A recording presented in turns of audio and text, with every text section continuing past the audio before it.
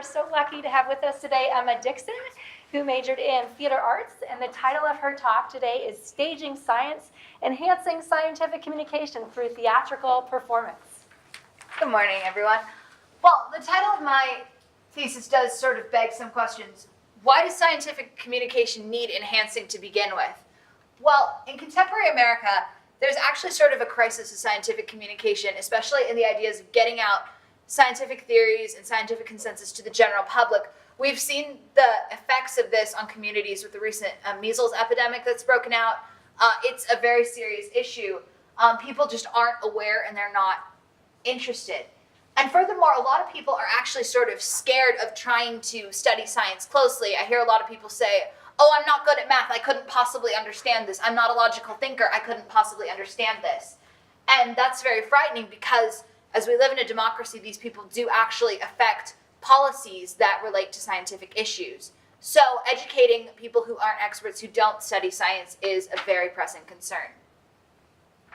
So how can theater help with that?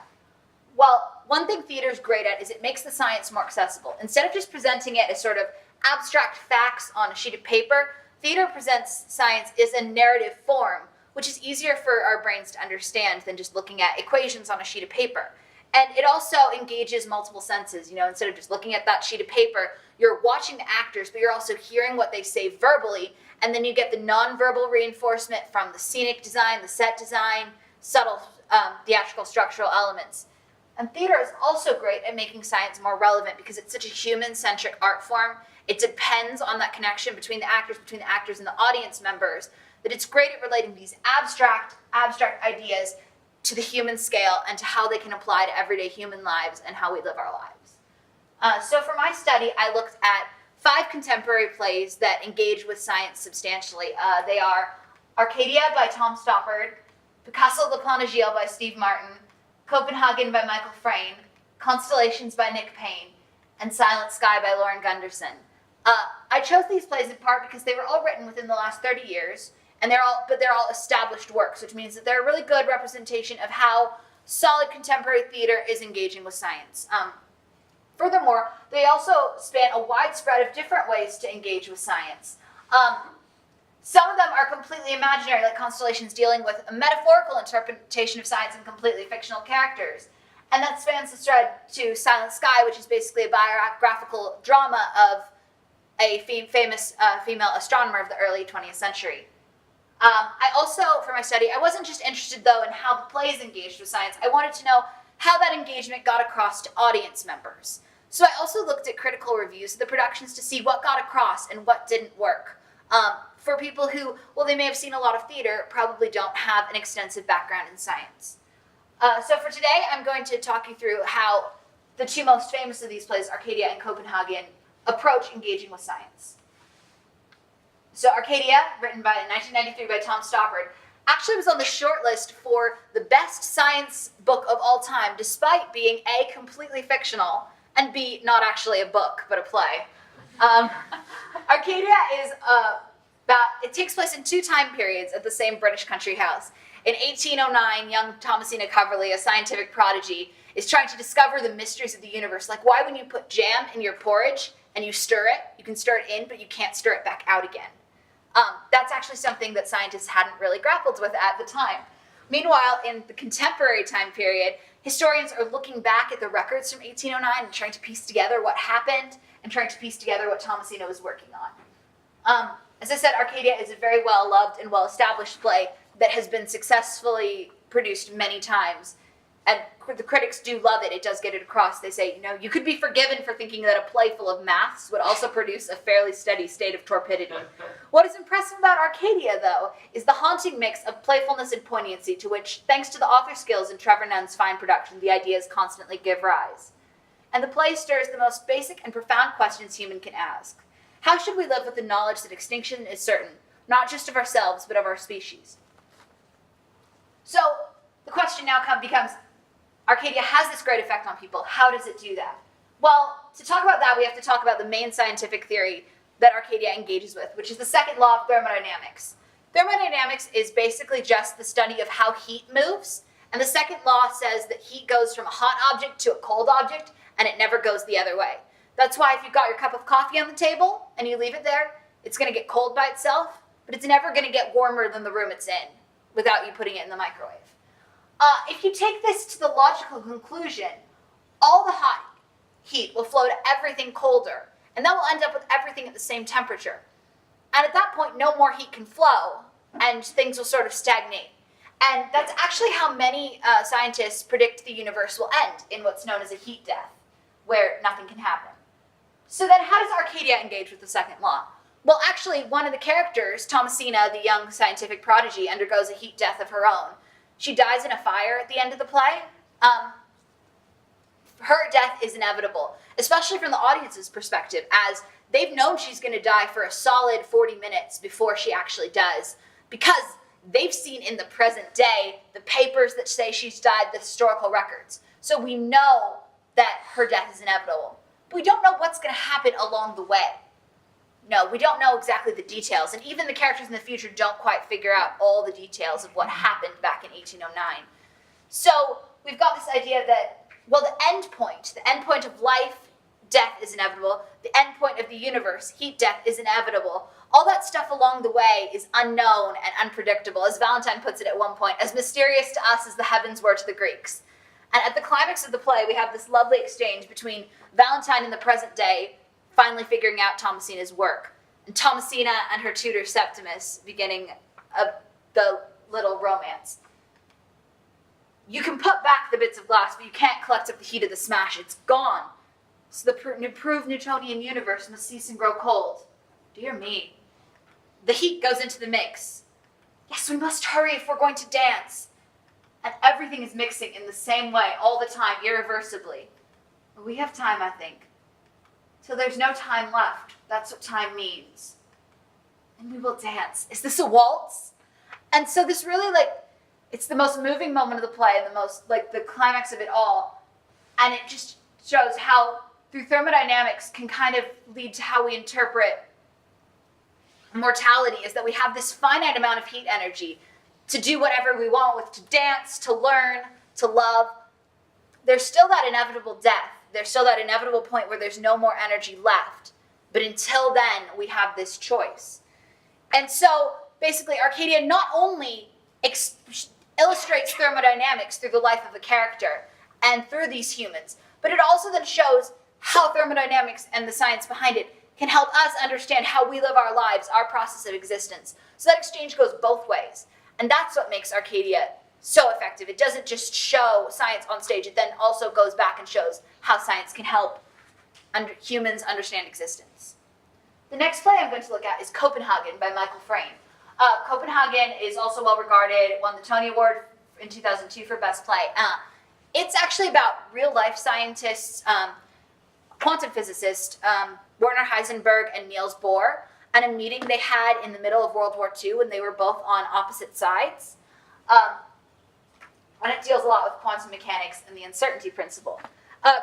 Copenhagen is also one of the most widely regarded science plays of our times. In fact, the most universally acclaimed play I looked at. One review says, "This isn't a play to see after 2 martinis. It demands your thorough concentration. But this critic who barely squeaked through a college course known as Physics for Poets was moved to tears not of frustration but of wondering comprehension." Well, another says, "What's truly remarkable about this play is the way Frayn touches on some of the most complex theorems in science, and yet presents them in a way that renders them comprehensible by all." Or as Bohr says, so Marguerite, his wife, can understand them. So again, the question becomes, how does Copenhagen take something so complicated as quantum physicists, which absolutely hurts the head of scientists even, and make it understandable in 2.5 hours? Well, again, to do that, we have to worry about the main principle that Copenhagen deals with, which is the uncertainty principle. Copenhagen actually deals with a lot of quantum mechanical principles, but I'm just going to focus on this one for now. So the uncertainty principle basically says, if you have this particle and you can't know how fast it's going and where it is at the same time, and there's a lot of reasoning and different theories behind that, but one interpretation of that, known as the Copenhagen interpretation actually, not after the play, is that it's because if you want to know, because the particle is both a wave and a particle at the same time. But if you want to measure its position, you have to treat it as a particle because a wave doesn't have a position. And if you want to measure its momentum, which is related to its speed, you have to treat it as a wave because the particle doesn't have a mass. So by looking at it in one way or the other, you lose the information. But if you have to look at it one way or the other to know anything about it. So how does this relate to Copenhagen? Well, as I said, the play is about a meeting between the two scientists. The interesting thing is historically, we don't actually know what happened at that meeting. There's no real record about it. So Copenhagen, instead of just linearly playing through the event, is actually a memory play, which means that the characters have to look back on the event and they're trying to figure out what happened. They don't entirely know. So they're playing through this collision and because they're physicists, they model each other as two particles. And Heisenberg says, now, Bohr's an electron. I'm a photon, a quantum of light. I'm dispatched into the darkness to find Bohr, and I succeed because I managed to collide with him. But what's happened? Look, he's been slowed down. He's been deflected. He's no longer doing what he was so maddeningly doing when I walked into him. But Heisenberg, you have also been deflected. If people can see what's happened to you, to their piece of light, they can work out what's happened to me. The trouble is knowing what's happened to you. We have to choose one way of seeing particles or the other. But as soon as we do, we can't know everything about them. And at the end of the play, they never managed to quite figure out why they were at that meeting. There's always some uncertainty of motivations. Did Heisenberg know that his ideas about nuclear fission was incorrect? Was he actually trying to help the Germans develop the bomb? Or was he trying to hinder them? Why did their friendship fall apart after this meeting? The two men never spoke again in the rest of their lives. Why did Bohr, a member of the Allies, agree to meet a scientist working for the Germans in the first place? As soon as they start to settle on one aspect of this, they slip out of it and they can't figure out the other aspects. So they end up never knowing truly what happened during that.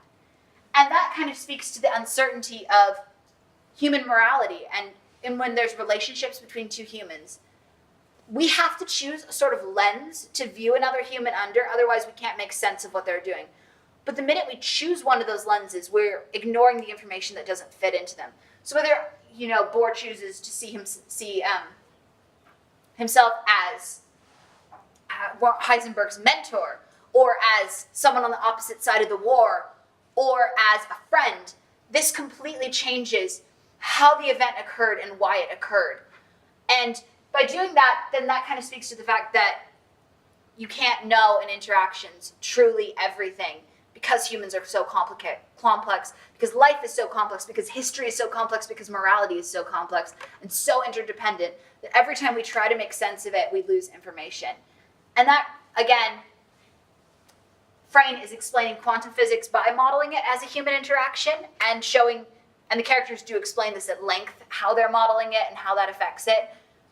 But then also he takes it a step back and then shows what modeling humanity as an interaction like that can then say about human existence and the way humans relate to each other and the way we try to understand the world and the ultimate impossibility of understanding everything.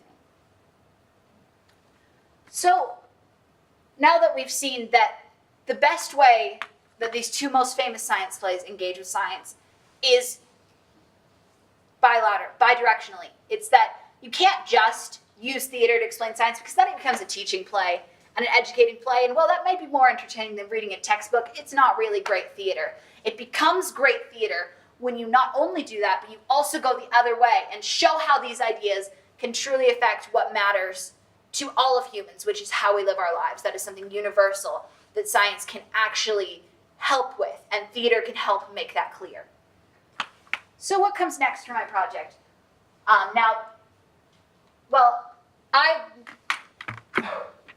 really don't want this to be a theoretical study. I want this to have wider impact. So recently, as part of my senior project for theater, I hosted a mixer between theater artists and scientists where we got together and we talked about ideas like this and what makes a good science play, what helps communicate science to the audiences. And then we came up with some ideas for how we can use those techniques, which have already been shown to be effective in other plays, to help create new works that address science issues that are pressing today, like global warming and environmental issues. It is my hope to collaborate and create a collaborative group and hopefully generate a script that will help tackle these issues in a way that can make them more accessible and relevant to a wide variety of general audiences. Thank you very much.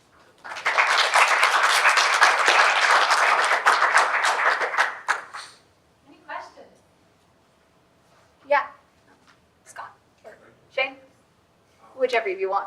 Okay, so how do you see this going forward as like a way to communicate science and having like a balance, which I think is like a hard part of a lot of people. Yeah. Having a balance of good science and then also having a good production. Yeah. How do you see that balance? Yeah, it's a really hard balance to walk. I mean, a lot of the reviews, like Arcadia and Constellations are the two that go into the most detail with the science. Copenhagen is, not Constellations. Copenhagen is incredibly detailed and has largely been reviewed by a lot of physicists who think it is a brilliant explanation. I've also talked to physicists who think Arcadia is actually a really good way of explaining science. The problem with those plays is they're often regarded as intimidatingly intellectual to put on and very challenging to produce. If they're done well, they're incredibly successful, but they are intimidating. I was talking with one director who said that she didn't think that her school could get away with doing Constellations because it's such a Copenhagen, because it's such a talking piece. So that balance is really hard, and going forward, I think it's just navigating that and keeping the amount of scientific accuracy and detail that Arcadia and Copenhagen have, while maybe making it a bit less like intimidating to both put on and to like advertise and make people come. Yeah, that would also be a good way to have more people in STEM becoming involved. Yeah, that's why I want it to be a collaborative process, because I don't know enough about climate change, about environmental science to be able to represent it accurately. In part, I chose these plays because they were physics plays and I've studied physics the most. So I have the best chance of like evaluating how they present it. But that's why I really am passionate about it being a collaborative process, because I don't think it will work if it's just scientists doing it or just theater people, because it's truly that melding that makes it successful. Do playwrights like Frayne and Stoppard and Gunderson have scientific backgrounds, or do they just do exhaustive research? None of the playwrights I looked at actually have scientific backgrounds. They've just done exhaustive research and are very, very thorough. Like my copy of Copenhagen has like a 40-page postscript where he's talking about the historical research and some of the scientific research he did, which is fascinating. But no, I only found like one play that had been written by a scientist and not someone who specialized in playwriting, and it's not particularly commonly produced. So it tends to be mostly playwrights writing, and I think that's more because a lot of scientists don't realize that this is something they can do. This is a way they can communicate, which is, again, why I'm really passionate about the collaborative aspect. Yes? Do you think that the ability to communicate science is kind of uniquely situated to theater? Do you think film or opera could have the same effect? That's an interesting question. I think theater is going to have a strength over film because of the interpersonal relationship. It's got that stronger actor-audience energy, which humanizes stuff more. And also, so I think it's got an advantage over film in that respect. I think film can help a lot too, though. Opera is interesting. I hadn't considered that. I think the main thing I'd immediately think of with opera is that opera has this reputation as being so elite and so for the intellectual upper classes, even more than theater does, just because of its historical background, that maybe that could be a standpoint. But I don't know if there are any operas about science. I would love there to be. That would be brilliant. I think that could definitely work. I think doing something with music would be very fascinating. And in fact, Silent Sky actually incorporates music a lot, though not song, just like piano playing in relationship to the pulsing stars that the main character is measuring. So I think music and science can definitely work together to communicate. Yes? I've got kind of a two-part question. Are there any programs that you know of at educational institutions that focus on science theater?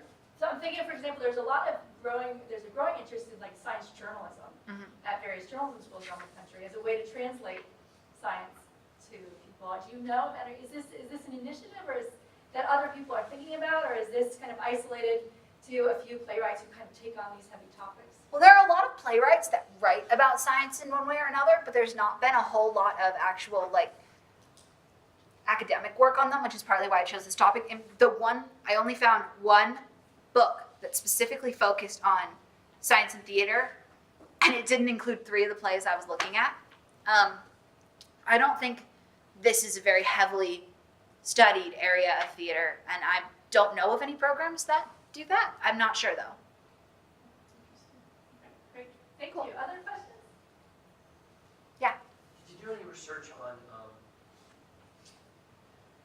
how well these plays are received in terms of box office revenue? You know what I mean? I'm just curious to know. I haven't looked at box office revenue specifically. I've looked at like revivals, and Copenhagen has done a lot in the UK and like on the West End and in major like festivals like Chichester just did it recently and sort of things like that. I know Arcadia, the production I was involved with, was not as much of a box office success. I know I was looking more at like awards that they'd won, and Constellations was nominated for the Tony, Arcadia was nominated, Copenhagen won. The other 2 plays not so much, but they're both done quite a lot. Yeah, like at more sort of lower level, like regional and below theaters. So that's an interesting idea. I now am gonna want to look that up because that sounds fascinating. All right, thank you so much.